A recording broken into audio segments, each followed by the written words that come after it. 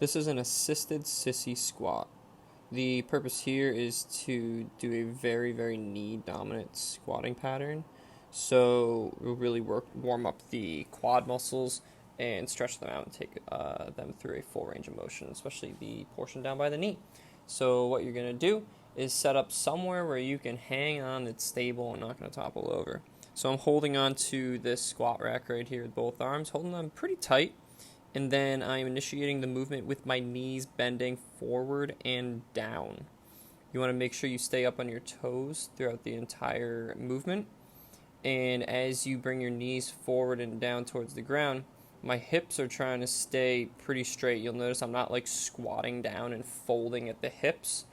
My knees, hips, and shoulders are staying relatively straight throughout the entire downward and upward portion.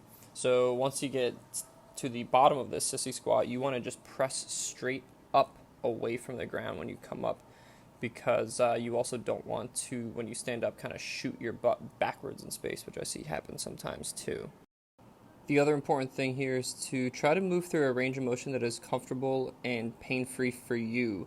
So if like your knees are especially tight or you experience some pain in your knees, just don't go through as much range of motion. Like, you do not have to go down to the ground like I am right here. You could, if you want, to just stop early, or you could set up some mats or something in front of you as a goal to reach with your knees. So like you could squat down and aim your knees towards like a stack of mats or a bench or something to help you limit your range of motion, so you don't have to think about it too much. You can kind of just reach for a goal, tap it, and come back up.